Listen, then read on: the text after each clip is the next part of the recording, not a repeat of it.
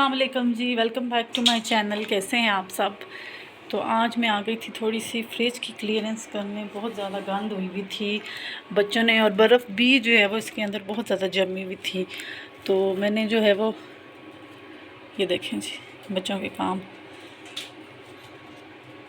मैंने इंटरनेट पे एक हैक देखा था कि पानी बॉयल करके तो फ्रिज के अंदर फ्रीज़र में रख के बंद कर दो तो वो जो है वो बर्फ़ पिघल जाती है। तो चले देखती हूँ अब ये कितना एक बार करता है, क्योंकि बर्फ़ बहुत ज़्यादा जमी हुई है और ये तो 3-4 घंटे खोलनी पड़ेगी। ये देखें तो फिर जा, क्योंकि गर्मी बहुत ज़्यादा थी तो मैंने फ्रिज का नंबर तेज़ किया हुआ था। देखिए मैंने 6 पे रखा हुआ था, 6 पे। इसको अब मैं थोड़ा सा कम करूँगी क्योंकि अब मौसम चेंज हो रहा है तो चीज़ें इतनी जल्दी ख़राब नहीं होंगी। और फ्रिज में से सब कुछ निकाल के बाहर रखा है। ये देखें ये सारा कुछ अभी जो है वो वॉश करना है जी। ये मैंने रख दिया है तो अब देखते हैं ये वर्क करता है कि नहीं। पानी सही करा, मैं भाप निकल जी। तो जनाब मैं चली गई थी बच्चों को खाना वगैरह, बच्चे स्कूल से आ गए थे। देखते हैं डज इट वर्क्स। कोई हाथ तो नहीं हुआ। आई थिंक मेरा बर्तन छोटा था, पानी ज़रूर ठंडा हो गया। और वैसे जिस जगह पे रखा था वहाँ से बर्फ़ पिघल गई। चलिए अब बर्फ़ को कर लेती हूँ साफ़ जी। तो अब मैं करने लगी हूँ फ्रिज वॉश। तो ये हैक वर्क करता है क्योंकि बर्फ़ इस तरह तो नहीं उठी कि मतलब उठ के गिरी जाए, लेकिन ये कि उसने बिल्कुल जो है वो बर्फ़ स्टीम की वजह से ना ज़रा सा मैं हाथ लगा रही थी और गिर रही थी नीचे। कि वर्क करता है। बर्तन थोड़ा सा बड़ा होता तो मे भी कि ये उतर ही जाता सारा, लेकिन वो स्टीम की वजह से ना फ्रिज में उसने जो बर्फ़ साथ चिपकी हुई थी बहुत मुश्किल से निकलती, वो नहीं हुआ। बस मतलब कि एकदम से निकलने लग गई थी। तो अब मैं कर लेती हूँ फ्रिज वॉश और उसके बाद चलते हैं फिर आगे काम।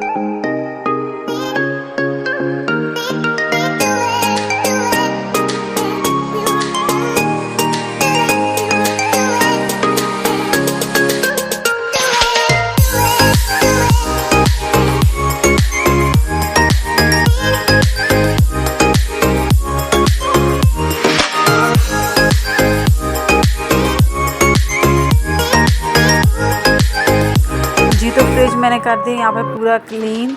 और यकीन माने कि लग रहा था कि बिल्कुल थोड़ा सा काम है, फ्रिज ही धोनी है, लेकिन मेरा तकरीबन 1.5 घंटा लगा है इसके ऊपर।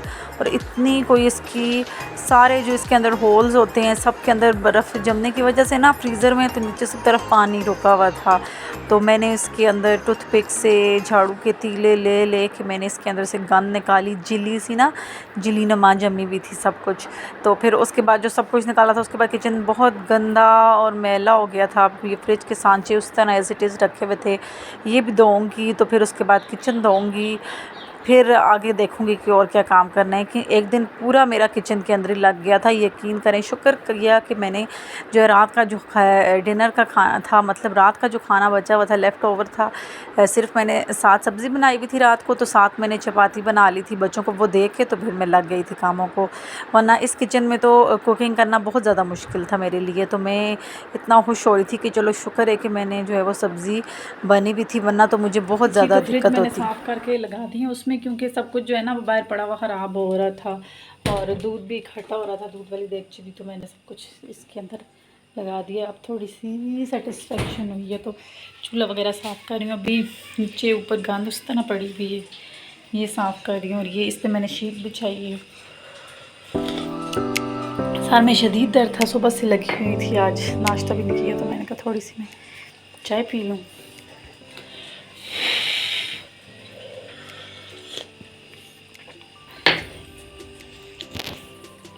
और ये बस भगोदियाँ, ये जो फ्रिज के उसके लिए मंगवाए थे मैंने दराज से, फ्रिज के ना हाथी के, फ्रिज की जो हथी होती है पकड़ के खोलने के लिए फ्रिज का हाथ, तो उसके साथ बांध देती हूँ।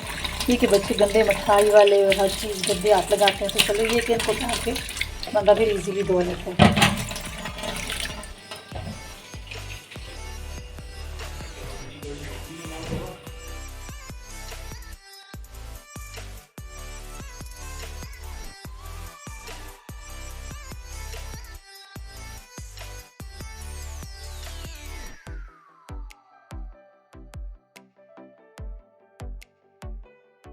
अस्सलाम वालेकुम जी, गुड इवनिंग, गुड इवनिंग। तो किचन में साफ़ करके चली गई थी, थोड़ी देर रेस्ट किया था, क्योंकि वो बर्फ़ निकाल के ना तो बाजू मेरे शदीद दर्द करने लग गए थे। तो बच्चों की फरमाइश आई शदीद की कुछ मीठा खाने की, तो मैंने कहा कि चलो कस्टर्ड बना देती हूँ उन्हें। कस्टर्ड बच्चे शौक़ से खा लेते हैं, फ्रूट्स वगैरह डाल के।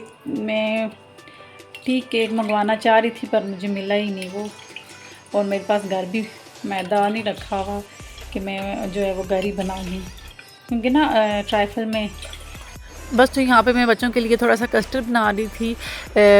जो मीठा जो है वो मुझे, मेरे हस्बैंड को, मेरे बच्चों को, सबको बहुत ज़्यादा पसंद है। क्योंकि जी, तो अब आ जाती हूँ मैं अपने टॉपिक की तरफ। तो मैंने जो है वो बात करनी थी नताशा वकास के बारे में।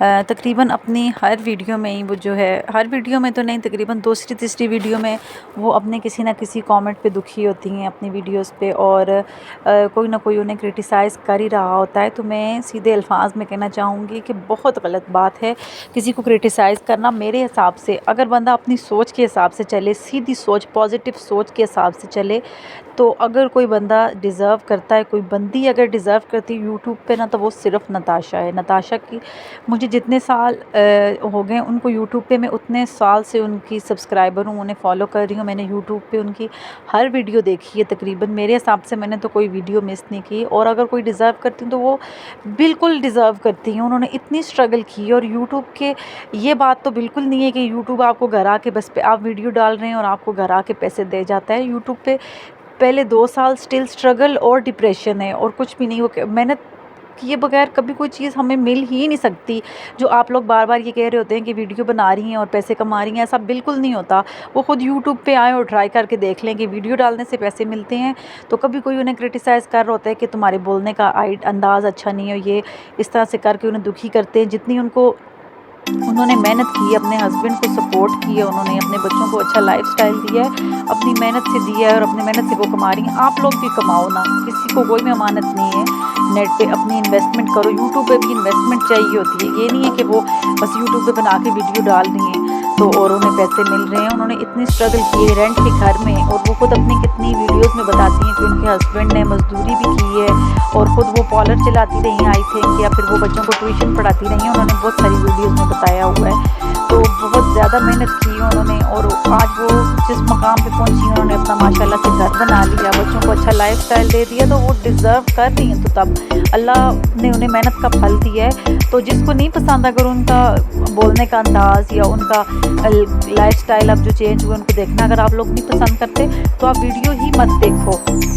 देखना भी और कमेंट करना भी गलत, बहुत गलत बात है। किसी का दिल दुखाना, और वो जो रोती हैं, ज़ाहिरी बात है जो जिनकी वजह से रो रही होती हैं वो तो उनका नामा अमाल में शामिल हो ही रहा होता है और अपनी आखिरत भी ख़राब कर रहे होते हैं और जलन भी उनको हो रही होती है, तो वो अपना कमाएं, किसी की नज़र रखने की ज़रूरत ही क्या है आखिर। तो मैंने जिस बंदी से मुझे मोटिवेशन मिली है, मैं यूट्यूब पे अभी आई हूँ, बेशक अभी मैं स्ट्रगलिंग ईयर्स चल रहे हैं, मैं अभी स्टार्ट है मेरा, लेकिन मैं अगर किसी की वजह से आई हूँ, नताशा वकास की वजह से आई हूँ। मुझे उनकी वीडियो से इतनी ज़्यादा मोटिवेशन मिली, मैं फॉलो कर रही हूँ नताशा वकास को, अरूज हैदर को, राशिदा मलिक को, नादिया मैम को, नादिया का किचन के नाम से उनका चैनल है। मैं इनकी सारी वीडियोस देखती हूँ और इनसे मुझे बहुत सारी मोटिवेशन मिली है, लेकिन नताशा को मैं स्टार्ट से फॉलो कर रही हूँ और वो बिल्कुल डिज़र्व करती हूँ, क्योंकि अरूज हैदर, राशिदा मैम और नादिया मैम जो है वो इनके इतना ज़्यादा मतलब उनके हस्बैंड फाइनेंशियली अच्छे थे, उनको इतनी ज़रूरत तो थी, मतलब इतनी भी ज़्यादा नहीं थी, क्योंकि नताशा स्टिल स्ट्रगल कर रही थी, रेंट का घर था, हस्बैंड भी कोई इनकम नहीं थी, तो उन्होंने बहुत ज़्यादा मेहनत की, अपने हस्बैंड के साथ खड़ी रही हैं, बिल्कुल ऑनेस्ट उनकी हर बात होती है। मुझे तो कोई भी उनकी उसमें बुराई नहीं लगी कि, या मुझे कोई बात गलत नहीं लगी कि वो गलत कर रही हैं। तो आप लोगों से मेरी गुजारिश है, जो लोग गलत कमेंट करते हैं, कि आप लोग वीडियो ही ना देखो, अगर आपको वो पसंद नहीं आ रही, तो इस तरह किसी का दिल दुखा के अच्छी बात नहीं है। तो अपनी मेहनत करें, सबको मेहनत का फल अल्लाह ताला ज़रूर देते हैं, क्योंकि 10 अगर पॉजिटिव मैसेज आ रहे हैं, उनमें कमेंट आ रहे हैं, अगर एक भी नेगेटिव कमेंट आता है तो सारा मोटिवेशन और दिल हमेशा के लिए टूट जाता है, मतलब सारा ध्यान उस तरफ चला जाता है।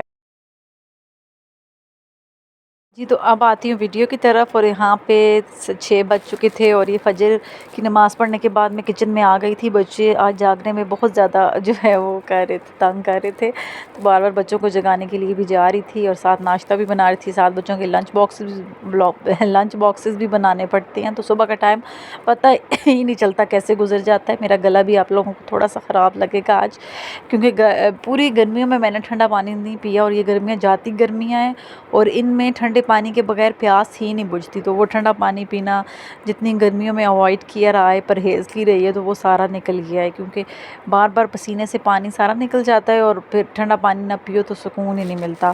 तो बस बच्चों के यहाँ पे नाश्ता बन रहा था, किसी को सुबह के टाइम पराठा चाहिए होता है, किसी को ब्रेड चाहिए होती है, खाते तो खैर से वो नहीं है, लेकिन नाश्ता अगर पेट भर के बच्चे कर लें तो फिर दिन उनका गुजर ही जाता है, पराठा खा लें अगर, लेकिन बच्चे सुबह नाश्ता छोड़ के चले जाते हैं उसी तरह से। तो फिर मैं इसीलिए कोशिश करती हूँ कि उन्हें उनकी पसंद का लंच बॉक्स देती हूँ, जिससे वो खा तो लें। हेल्दी अगर मैं चूज़ करके उनको देती हूँ, वीक में ऐसा होता है कि 3 दिन मुझे उनकी माननी पड़ती है और 2 दिन मैं अपनी मानती हूँ, 2 हफ्ते सैटरडे संडे उन्हें छुट्टी होती है। तो फिर हेल्दी जिस दिन मेरी चल रही होती है, मेरी पसंद का लंच आता है, तो वो वापस ही आता है। अब अल्लाह बेहतर जानता है कि वो जिस दिन मैं डांट लगाती हूँ तो वो शायद दूसरे बच्चों को खिला के आ जाते हैं, लेकिन इतना मुझे पता है कि वो खुद नहीं खाते हैं जब तक उन्हें अपनी पसंद का लंच ना दो। तो फिर मैं इसीलिए कोशिश करती हूँ कि गर्मी तो बहुत ज़्यादा है, गर्म चीज़ें देनी भी नहीं चाहिए, लेकिन वो खा के नहीं आते, तो फिर मुझे मजबूरन माननी पड़ती है और मैं उन्हीं की पसंद का लंच देती हूँ। और आज के जो बच्चे हैं वो वैसे भी उन्हें इन चीज़ों से बहुत लगाव है, जंक फूड से, फ्राई चीज़ें, समोसे हो गए, रोल हो गए, नगेट्स, सॉसेजेस, ये सब चीज़ें बच्चों को बहुत पसंद हैं, तो इनके बगैर वो रह ही नहीं सकते हैं।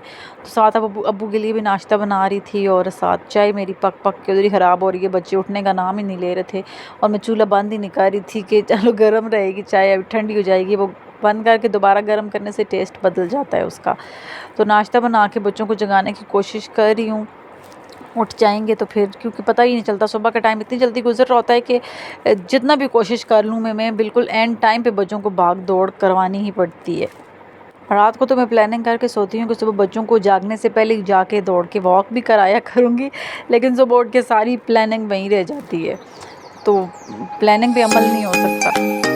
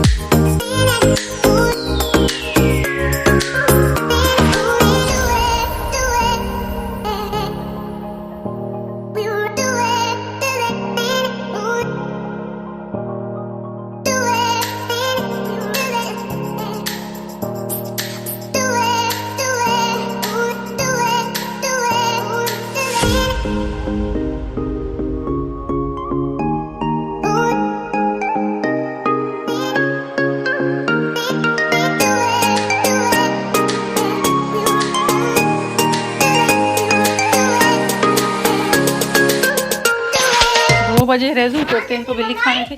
पापा मुझे सोए हुए कहते हैं रोने दो, खाने दो शेजी। अरे जैसे मम्मा को कुछ ब्लू ब्लू ब्लू कुछ मम्मा को कोई वाइट वाइट बिल्ली ना उधर लेमन पेड़ के नीचे छुपी हुई थी। चलो चलो देर होगी बच्चों। अल्लाह हाफिज, अल्लाह हाफिज। अरे इस बात आगे होके बैठो सर्दियों में। अमान अल्लाह। बस चले गए हैं बच्चे माशाल्लाह से। और देखें एक पराठा बनाया था उसमें से बच्चों ने ये आधे से ज़्यादा छोड़ दिया है इसीलिए मैं उनको लंच फिर उनकी चॉइस का दे देती हूँ। हेल्दी ऑप्शन तो नहीं होता थोड़ा, लेकिन फिर क्या करें बच्चे खाते भी नहीं हैं। और अगर मैं कभी उन्हें हेल्दी दे दूँ तो वो फिर खाते नहीं, इस तरह वापस ले आते हैं। तो फिर मैं कहती हूँ चलो यार उनके पसंद की चीज़ दे दूँ, खा तो लेंगे। अब थोड़ी था किचन समेट लूँ, फिर जाके 5 मिनट लेट जाऊँगी। बस जी बच्चों को मैंने भेज दिया था और मैंने सोचा कि थोड़ी देर रेस्ट कर लेती हूँ, लेकिन फिर उठ के ना बिल्कुल बैटरी लो हुई भी होती है। किसके साथ ऐसा होता है कि लोग कहते हैं हम सो के फ्रेश होते हैं और मैं जब सो के उठती हूँ मुझे चक्कर आ रहे होते हैं, मेरे सर में दर्द होता है। तो मैं आज कह रही थी कि बस किचन भी थोड़ा सा समेट के और घर भी समेट के थोड़ा सा लेट जाऊँगी ताकि उठूँ तो बस ज़्यादा काम ना करना पड़े। तो लेट गई थी और बाद में मुझे बड़ी सहूलत हुई थी और मुझे फ़ील हुआ कि रोज़ ऐसी रूटीन बनानी चाहिए। लेकिन फिर नींद पूरी नहीं होती तो मैं बच्चों को भेज के बस आंखें मेरी बंद हो रही होती हैं, मैं कह रही हूँ बस किस तरह सो जाऊँ। लेकिन अब मैंने जो कोशिश की है कि यही रूटीन बनाऊँगी कि सारे काम कर लूँगी। सुबह का ठंडा टाइम होता है और बंदा फ्रेश भी होता है, जागा हुआ होता है, तो उसके बाद बेशक सो जाया करूँ क्योंकि बच्चों के आने तक फिर इतना ख़ास अगर काम ख़त्म कर लूँ तो कोई काम नहीं होता। खाना अब जो बनाना हुआ तो वो उठ के फिर बना लिया करूँगी। अब मैंने कोशिश तो यही की है कि यही रूटीन रखूँगी। नमाज़ और तिलावत तो पहले कर लेती हूँ बच्चों के उठने से पहले, फिर बाद में वरना वो काम हो तो फिर वो कर लिया करे बंदा। और दिल कर रहा था कि थोड़ी वॉक की रूटीन बनाऊँ। मैं अपने हस्बैंड से भी कह रही थी कि आप थोड़ा सा लेट ही जाते हैं तो क्या किया करें कि हम दोनों वॉक कराया करें बच्चों को भेजने के बाद। लेकिन फिर वही बात आती है ना कि प्लानिंग सिर्फ 1 या 2 दिन की होती है, रेगुलर नहीं हो सकता बंदा उस पे। तो मेरा भी यही होता है कि बस मेरी रात को अगर नींद पूरी ना हुई भी हो तो मैं सुबह अपने सारे प्लान जो रात को बना के सोती हूँ सुबह फेल कर देती हूँ, थोड़ी देर लेट जाती हूँ और उसके बाद सो के उठने के बाद फिर कामों में ही टाइम गुजर जाता है, बंदा वॉक कब करेगा या क्या। तो बस यहाँ पे घर मैंने समेट लिया। तो बस जी यहीं तक था मेरा आज का व्लॉग। आई होप अच्छा लगा होगा आप लोगों को। अगर अच्छा लगा तो चैनल को सब्सक्राइब कीजिए, वीडियो को लाइक कीजिए। मिलूँगी इंशाल्लाह आपसे बहुत जल्द एक नेक्स्ट व्लॉग में और चाहूँगी आपसे यहीं पे इजाज़त। अल्लाह हाफिज़। और जो देख रहे हैं उनसे फिर कहूँगी मुझे पता है आपने चैनल को सब्सक्राइब नहीं किया, एक सब्सक्राइब का बटन दबाना है, टच करना है मोबाइल को हल्का सा और सब्सक्राइब हो जाएगा मेरा चैनल। अल्लाह हाफिज़।